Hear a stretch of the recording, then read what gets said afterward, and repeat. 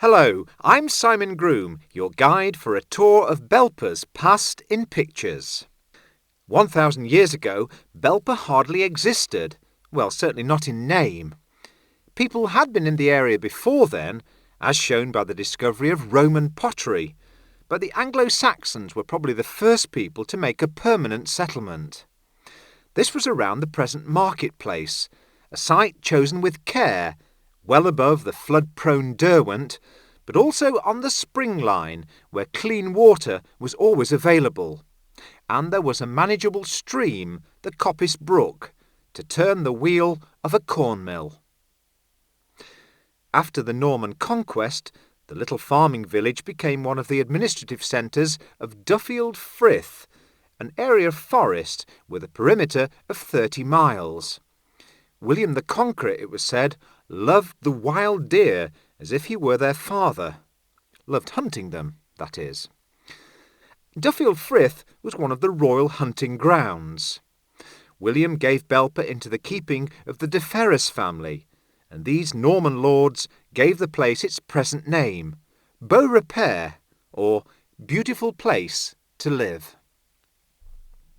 A natural feature of the site, which the original Anglo-Saxon farmers didn't know about, was the outcropping of coal and iron ore.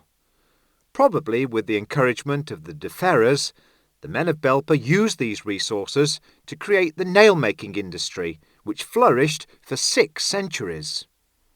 In the mid-18th century, hosiery or framework knitting joined nailing as one of the main occupations, along with farming. At the end of the 18th century, an industrial explosion exalted Belper far above comparable towns. The cotton mills, established by the Strutt family, created hundreds of new jobs and streets full of new houses, making Belper, by the census of 1811, the largest town in Derbyshire, except for Derby itself. Soon, hosiery became factory-based, and although nailing survived as a domestic industry, far more important were the big iron foundries developed by local families who sold their products throughout Britain and overseas. As well as his industries, in the 19th century, Belper also had a wide range of clubs and societies, numerous churches and chapels, a town band, and its own volunteer regiment. It was one of the main centres of poor law administration in Derbyshire, and for a time it housed the headquarters of the county police force. So, sit back and relax as we take a closer look at Belper. And we begin our trail in the Coppice car park by the marketplace, looking over the wall southwards to the parks, and that medieval deer park which is a remnant of ancient woodland known years ago as Lady Park. This footpath over the Coppice Brook leads up to Lady Well, and was frequently used as it was a renowned beauty spot over 100 years ago.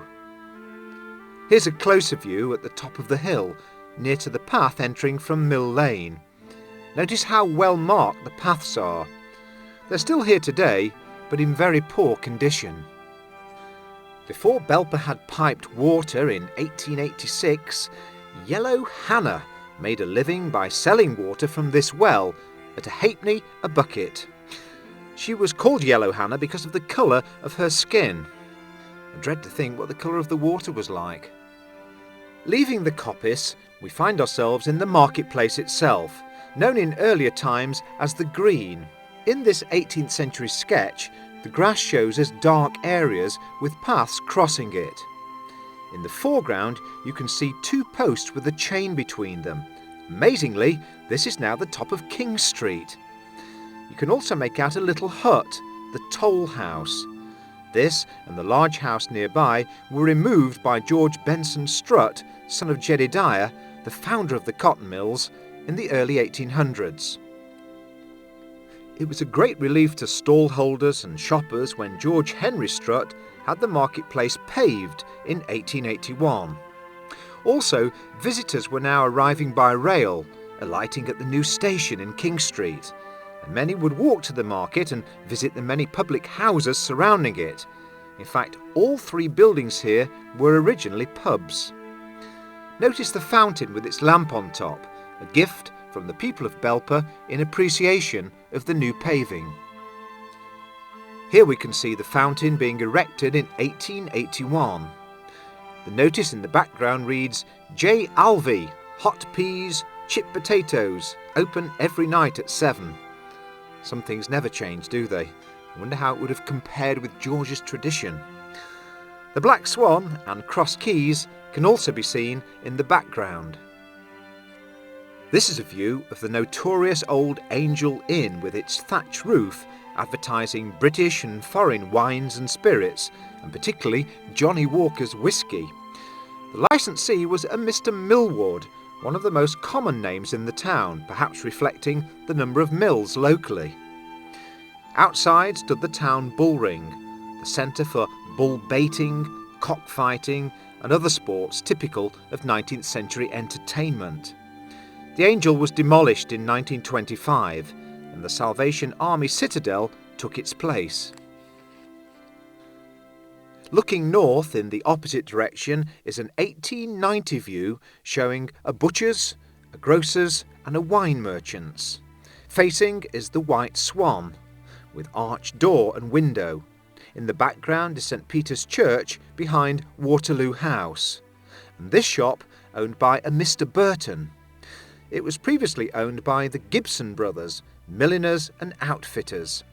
Note the narrow entrance to Chesterfield Road on the right. This was widened when the shop burnt down in 1900. These buildings are on the left of our previous view and are, left to right, the Ripley Cooperative Society, the White Lion and Cook and Dale Limited. Now, when was the last time you saw an elephant on Belper Marketplace? The crowds outside the excellent chemists selling everything from food for infants to aerated waters marvel at the circus procession making its way to the coppice. Quite a photograph, isn't it? This gives a view of a side entrance to the White Lion. Notice the overhanging balcony and thatch roof behind the main building. Market stalls at the turn of the century, 100 years ago, looking south to the Draper's Shop and the Bluebell Inn, and north towards the White Swan. The first market stall was recorded in 1739, when the population of nailers and forest managers numbered only about 500. Finally, before we leave the marketplace, here we can see it performing its rightful function, market stalls in both directions being well patronised at the turn of the last century. And here again, the market stalls viewed from high pavement, and beyond is King Street, stretching down to what is now the A6, of course, with the Chevin Hills beyond. I remember running up the Chevin on cross-country days as a pupil at Herbert Strutt's. It was heavy going, I tell you, until you got your second wind. And so to King Street, the main shopping street of the town. This view was taken in 1903. The first building on the left shows a large clock.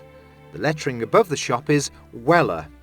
On the right there's another clock, above the little girl near the lamppost. This clockmaker's was owned by Keats, then Medley's, and finally by Doyle's. The clock was installed in 1897, the same year as the mill clock on the West Mill, to mark the Diamond Jubilee of Queen Victoria. It's recently been removed during alterations to make a restaurant. A closer view of Medley's with the notice watches, clocks, jewellery, barometers, gramophones, cleaned and repaired on the premises. Here again, the clock over the clock shop, this time looking back towards the marketplace and showing the newly constructed Ripley Cooperative Society building of 1960. It now houses several businesses.